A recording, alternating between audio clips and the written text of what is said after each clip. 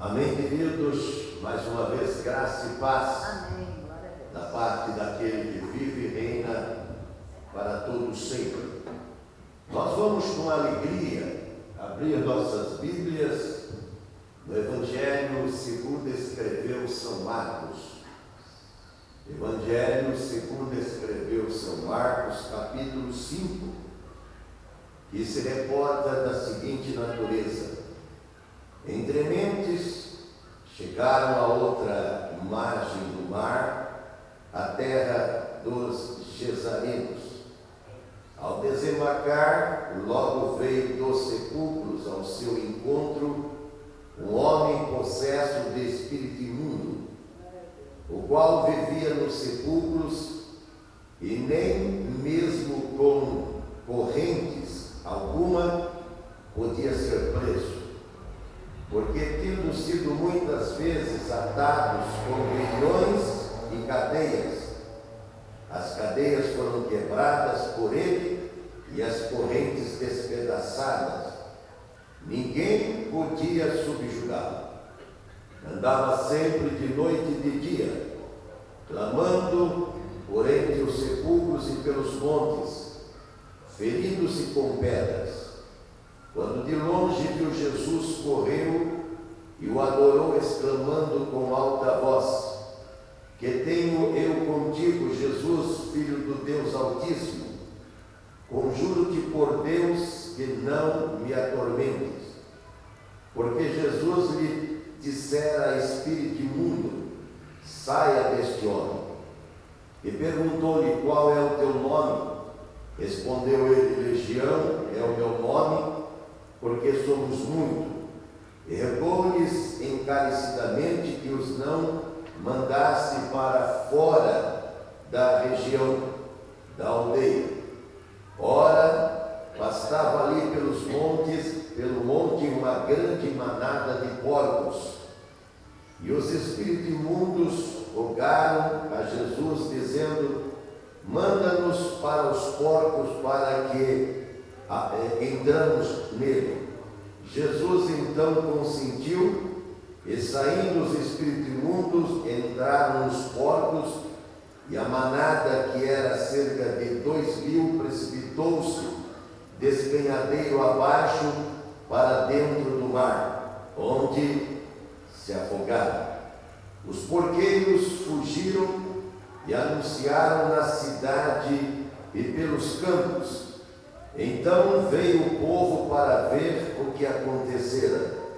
Indo ter com Jesus, viram o endemoniado que tivera a legião assentado, vestido e em perfeito juízo, e temeram. Os que haviam presenciado os fatos contaram-lhes o que acontecera ao endemoniado e acerca dos porcos, e começaram a rogar a Jesus que saísse das suas terras, da sua aldeia. Ao entrar Jesus no barco, suplicava-lhe o que fora endemoniado que o deixasse estar com ele. Jesus, porém, não consentiu e ordenou-lhe: vai à tua casa, para os teus parentes, anuncia-lhes tudo o que o Senhor te fez e como teve compaixão de ti. Então ele foi e começou a proclamar em Decápolis tudo o que Jesus lhe fizera, e todos se admiravam. Oremos. Bendito Deus e Santo Pai, lemos a tua palavra, e ela, Senhor, é poder. Agora ajuda-nos nesta reflexão, para que possamos conhecer um pouco mais de ti. Não há como conhecer a Deus a não ser pela tua palavra, pela Bíblia. Então ajuda-nos neste momento e que nada nos tire deste lugar, para a tua glória, em nome de Jesus. Amém. Coloquei como título o milagre da vida nova. Sempre se fala em uma vida melhor. É o que a sociedade busca, é o que os homens procuram como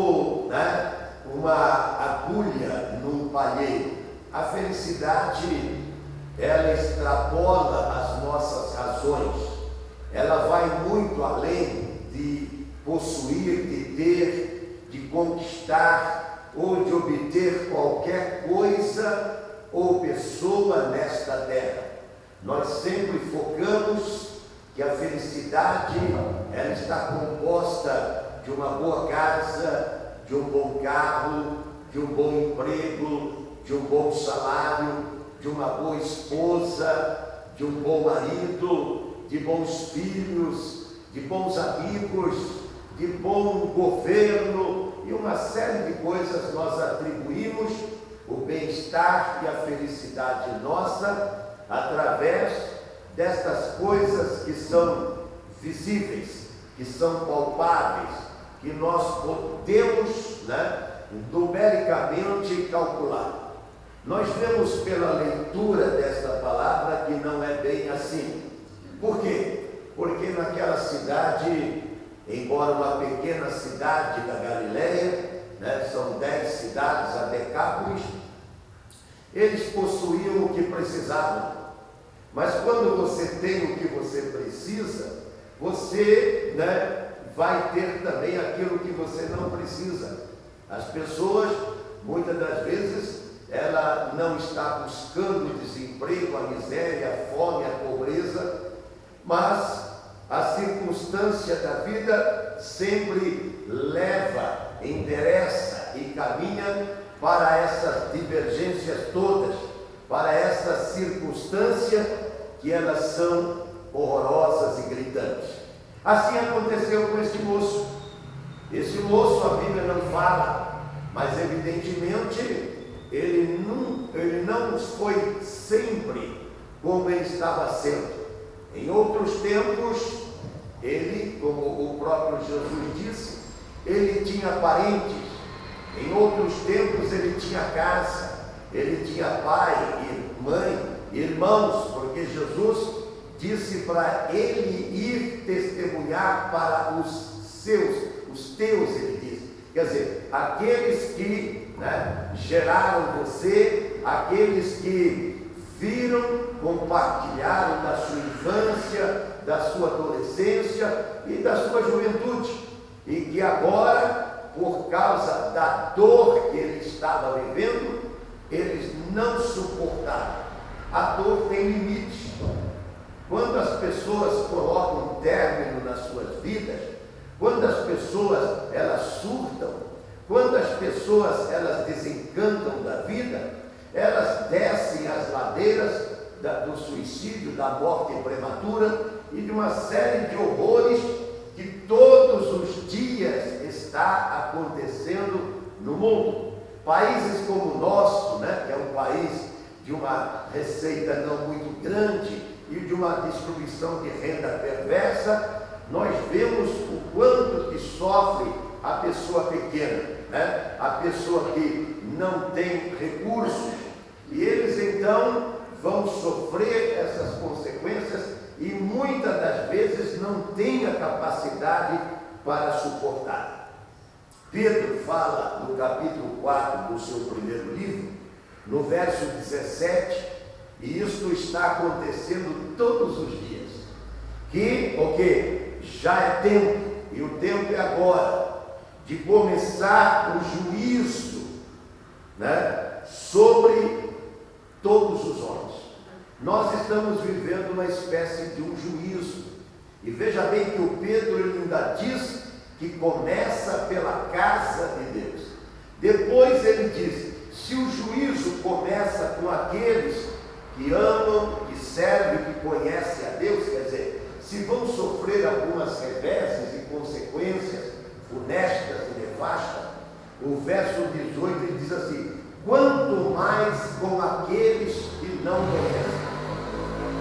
Veja bem que Jesus, ele diz em João 1, que ele veio para os seus. Certa feita, quando ele saiu para os lados da Síria, ele encontra ali uma mulher que estava com a sua filha também atormentada. E Jesus diz ali para ela que não foi enviado para outras raças, que não foi enviado para outros povos. Jesus ali alerta ela dizendo, eu fui enviado para o povo de Israel, os hebreus. Mas aquela mulher insistiu com o Senhor e ele abriu um precedente. Todas as vezes que alguém insistir com Deus, certa feita, Jesus descia de Jerusalém para Jericó e ali ele encontrou o quê? Ele encontrou um cego chamado Bartimeu. E o cego começou a insistir com ele, a gritar. Não obstante, os que estavam ali ao seu redor adverti-lo para que ele se calasse. Mas ele continuou. Aquela mulher é a mesma coisa. Quando aquele homem continuou a gritar, Jesus, lá no capítulo 10 de Marcos, diz que parou para atendê-lo. Jesus também abriu ali uma concessão, como abriu lá nas partes de Tiro e Sidom, lá na Síria, para também alcançar aquela mãe que estava atormentada pela sua filha, que estava atormentada. A filha estava possessa. Ora, quanto que não vale uma mãe que sabe aonde procurar ajuda? Hoje nós vemos as mães se lamentando e chorando perda irreparável, porque perder filho, mesmo que você gere outros filhos, aquele buraco sempre vai ficar na existência. A gente sabe até na prática o que é isso, né? A perda de uma criança, da perda de um filho. Mas as mães de hoje, elas não fazem isso. Elas, ao invés de procurar a Jesus, como aquela mulher grega Serofinícia, elas vão buscar as religiões, vão buscar os líderes das seitas, vão buscar os místicos, vão buscar os estudiosos da terra, os psicólogos, os analistas, os homens de comportamento humano, mas não vão buscar a Jesus. E nós vemos aqui que Jesus liberta o homem que está com legião de demônios. Ora, nós sabemos o poder que tem um demônio, um só, e uma legião. Uma legião, segundo as Escrituras Sagradas, é de 3.000 a 6.000 soldados. Vamos pegar um número menor, 3.000 soldados. O capítulo 8 de Lucas fala que Jesus encontrou uma mulher, que era capítulo 8 de João, que uma mulher que tinha 7 demônios. E o capítulo 8 de Lucas fala desta mulher também. O Lucas fala que ela tinha 7 demônios. O João fala só, e é uma história muito conhecida, porque esta mulher se tornou como este homem, discípula e seguidora, e ele também seguidor de Jesus. Para quê? Para propagar, para anunciar, para pregar o que aconteceu. O maior testemunho, a maior das mensagens, são aquelas mensagens vividas. Muitas das vezes nós ficamos estudando para ter uma boa oratória, para aprender homilética, exegese, hermenêutica, mas a maior e melhor de todas as mensagens, a minha melhor mensagem aconteceu há 30 anos atrás, quando eu estava lá no Morumbi e ali Jesus libertou a minha vida.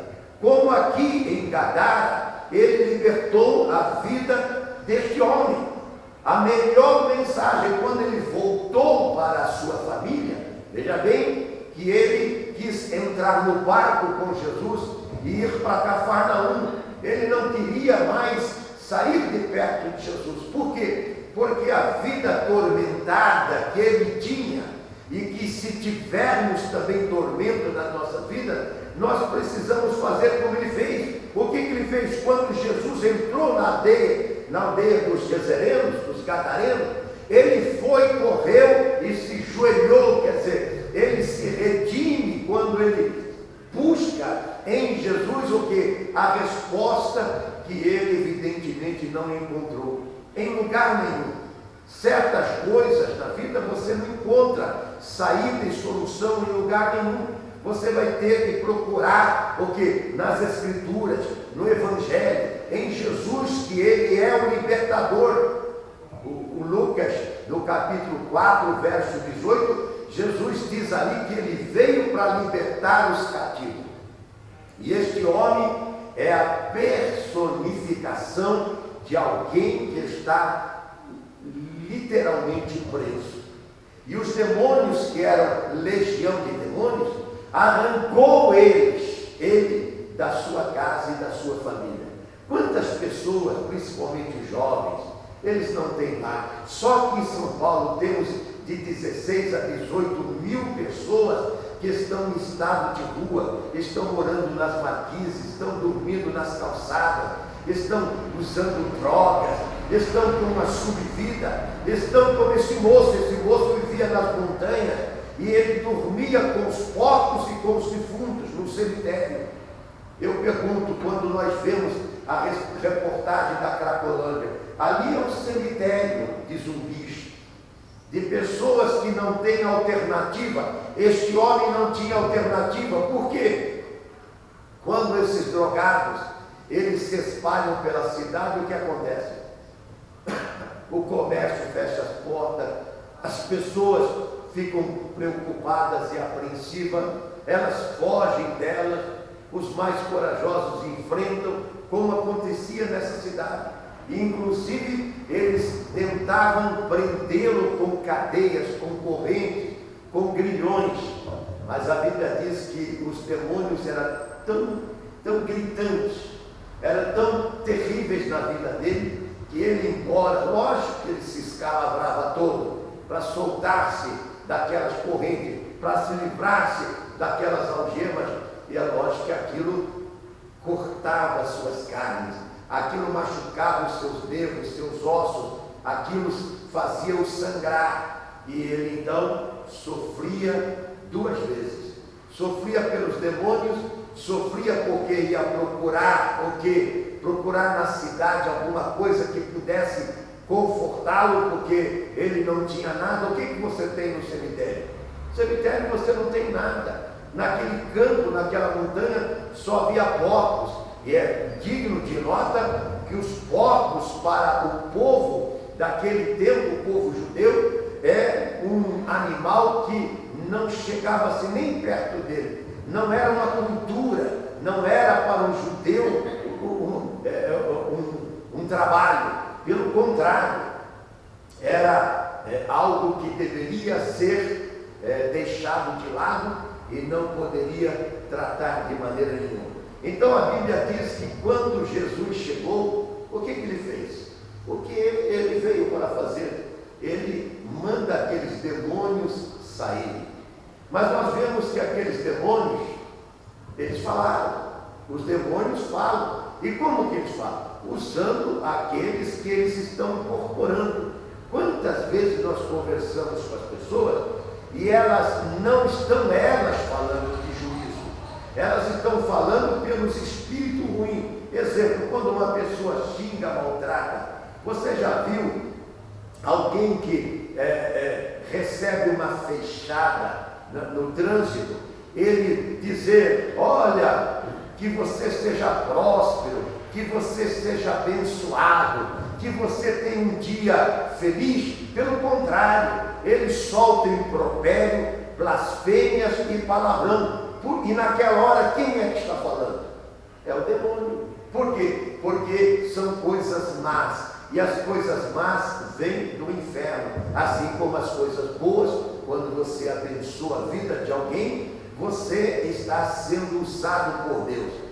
Duas maneiras de se viver nesta terra. Uma é você deixar o seu coração ser morada de Deus. Então o que vai sair da sua boca são as palavras de Deus, como Pedro fala lá na sua epístola. Mas quando vem de outra fonte, e esta fonte é ruim, então vem das profundezas do inferno. Então nós vemos como está a sociedade no dia de hoje. E por que está assim?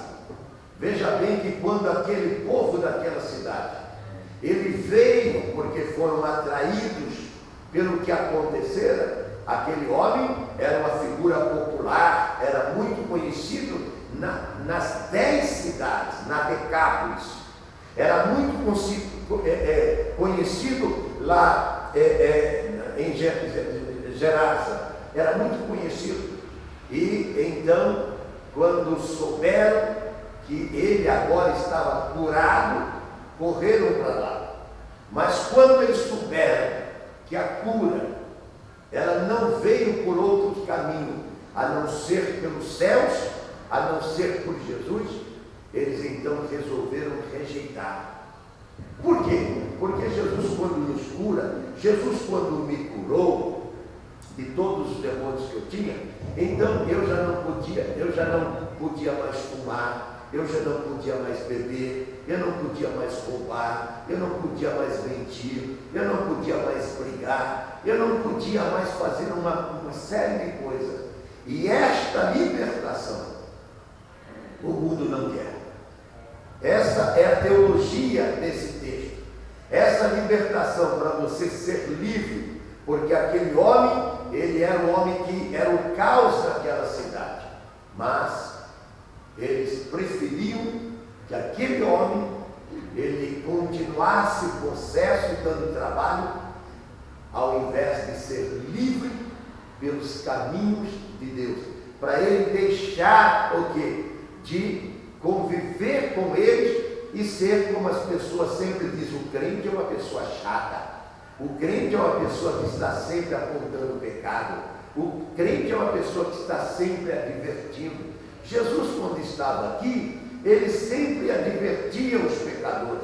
Ele dizia: ai de vós, escribas e fariseus hipócritas, porque vocês dizimam, a hortelã, o endro e o cominho, mas vocês rejeitam o amor, rejeitam o quê? Aquilo que é de Deus, que é o quê? A misericórdia, a bondade, aí eles não gostavam. Lá em Israel eles não gostavam, em Gadara eles não iam gostar também, na Decápolis não iam gostar. Assim como o mundo gosta de religião, o mundo gosta de filosofia, o mundo gosta de ciência, o mundo gosta de cerimônia, o mundo gosta de um monte de coisa, mas o mundo não gosta de Deus, o mundo não gosta da Bíblia. Eles ficam bravos, você que vai assistir, ficam bravos comigo, como eu gosto. Quando a Bíblia ela é lida, quando ela é aceita, é recebida, o que o Paulo, no capítulo 4 de Efésios, ele diz? Aquele que rouba, não rouba mais. Aquele que mente, não mente mais. Aquele que maldiz, não maldiz mais. Depois diz: antes trabalhe, porque o trabalho, então abençoado por Deus, vai prosperar o caminho daquele que encontra Deus pela sua palavra. E, evidentemente, com o suor do seu rosto, ele vai ser bondoso e misericordioso com aquele que ainda não conhece. Foi o que aconteceu com este moço. Agora ele está abençoado, agora ele está próspero, agora ele tem o que? Vida nova. E o que ele foi fazer? Porque Jesus já não podia fazer. Jesus tinha sido expulso daquela aldeia. E Jesus, ele ama todas as pessoas, mesmo aquelas que estão expulsando ele, mandando ele embora, como Adão e Eva fez lá no jardim. Deus, lá no jardim do Éden, ele foi expulso. Por quê? Porque eles optaram em andar e viver como um enganador, aquele que disse para eles que tinha que ouvir a voz da serpente. Tem duas vozes para ouvir. Quando você ouve a voz da serpente, que é o diabo, ele faz você pecar. E quando você peca, você vai o quê? Enveredando pelos buracos, pelos ermos da vida, como este moço. E qual é o fim daqueles que desobedecem a Deus para ouvir a serpente? Nós sabemos como foi a vida do Adão e a vida de toda a descendência do Adão, que se não fora Jesus, né? Ninguém seria salvo, ninguém seria liberto. Como este moço. Esse moço, ele iria morrer nas garras dos demônios. Mas Jesus surge em um momento na vida dele. Como nesta hora, com esta mensagem. Jesus está aparecendo nas nossas vidas para dizer para nós que nada está definitivamente perdido. Viu? Por isso que Pedro, no capítulo 1, no capítulo 3 da sua primeira epístola, no verso 15 diz: estais, pois, preparado para responder com mansidão a todos aqueles que pedirem a prova da vossa fé, a razão da vossa fé. De repente, analise comigo esse quadro. Aquela família que teve que expulsar aquele menino de casa, aquela cidade que teve que mandar embora para os campos, né? Para os ermos da vida naquele monte, no sepulcro, aquele moço agora recebe ele em são juízo, falando da melhor vida. E a melhor vida não é você ter um bom carro, ter um bom salário, ter boas propriedades, bons carros, não. A melhor vida é a vida que você tem a liberdade de Deus. E a liberdade de Deus chama-se Jesus Cristo. E quando Ele então entra na sua vida, você vai ser a referência do que é realmente vida. Porque de repente recebe aquela família que expulsaram os seus filhos, os seus irmãos, expulsaram ele de casa. De repente vê que ele está vindo sóbrio, vê que ele está vindo calmo, vê que o andar dele é tranquilo, já não gesticulava como fazia, já não ficava falando aos gritos, já não estava pagando pelos caminhos, já não estava amaldiçoando, pelo contrário, ele vinha celebrando a Deus, ele vinha glorificando a Deus, ele vinha falando da vida que ele tinha recebido.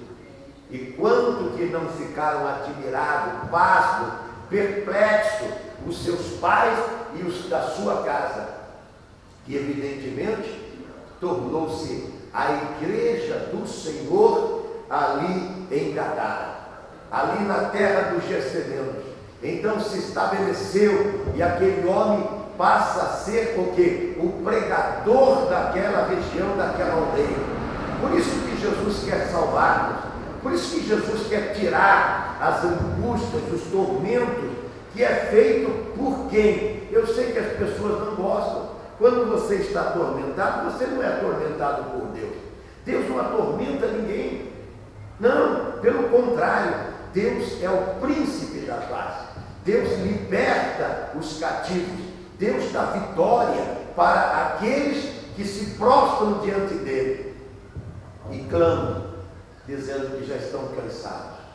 Não é hora de nós dizermos: eu já não aguento mais, a minha vida está insuportável, eu estou sofrendo as muitas e eu já não tenho mais como continuar a vida desta maneira. Foi o que este moço certamente falou para Jesus. Aliás, Jesus saíra da sua cidade, né, para ir exatamente ali, depois de ele ter multiplicado os pães, e ele chega depois de uma tormenta no mar. Foi nesse momento que os discípulos ficaram atormentados, porque deu uma ventania muito forte, um vento muito forte, alvoroçou as águas, fizeram muitas ondas, e o barco estava por naufragar, quando Jesus repreende o vento e o mar, e então eles chegam em Gadara. Depois de um dia de atividades e trabalho, depois de um dia carregado de muito serviço, Jesus ainda tem uma noite onde ele precisa encontrar aquela vida, porque seria a última noite. Hoje pode ser a sua última noite de angústia, de tragédia, de tristeza e de coisas más. Basta você crer. aquele moço, ele creu. Quando ele viu Jesus chegando, sabia ele que ninguém chegava ali. Aquela noite seria mais uma das muitas noites que os demônios o agitariam, que os levava para o quê? Para abrir os túmulos, as covas, os sepulcros, para ser escalavrados nas pedras, se machucar todo. E pela madrugada estava aquele moço insone, com os olhos ainda de ontem, mas todo ele sangrando e machucado. Estava ele preparado quando Jesus chega com os seus discípulos. Como não foi alegria! Ele sabia que aquele lugar, em altas horas, ninguém aventurava chegar. Então ele percebeu que se estava chegando alguma coisa naquela aldeia, aquela coisa seria a liberdade. E ele então acreditou nisso. Por que não cremos hoje, na noite da nossa salvação, no dia da nova vida? Por que não cremos hoje que Jesus está vindo com esta mensagem? Porque Ele sabe o que estamos vivendo e quanto está sendo angustiante a nossa vida. Por isso, neste momento, eu quero orar por você. Eu quero também conclamar você a confessar o Senhor Jesus, a clamar por misericórdia, a dizer como aquele moço: eu não aguento mais viver assim. E Jesus simplesmente ordenou que aqueles demônios saíssem. E entrando naqueles povos, a Bíblia diz que eles desceram para o abismo e eles morreram afogados no mar. É isso que o demônio quer fazer com todas as pessoas, como fizeram com aqueles povos. Mas se os demônios, os espíritos maus que está atormentando você, não conseguiu fazer até agora, como não conseguiu fazer com aquele moço até aquela noite, então ele perdeu a oportunidade, porque naquela noite Jesus libertou aquele moço e fez dele um missionário. É o que ele quer fazer também conosco nesta hora, neste momento e nesta noite. Oremos. Pai bendito, adoro o teu santo nome e te louvo. Te agradeço pela tua palavra. Peço, Senhor, que interfiras em todas as áreas agitadas, perturbadas, tempestuosas da nossa vida, que nos faz, Senhor Jesus, nos escalavrar. Ficamos com nossa alma, nosso coração e muitas das vezes com o nosso corpo sangrando, ó Deus amado. Mas o Senhor verteu o teu sangue para nos dar a vida abundante. Por isso, em nome de Jesus, eu repreendo toda a legião de demônios que agita, perturba, incomoda, inquieta as vidas que vão ouvir esse vídeo. Eu digo: saia todo mal, em nome de Jesus. Amém e amém, Jesus.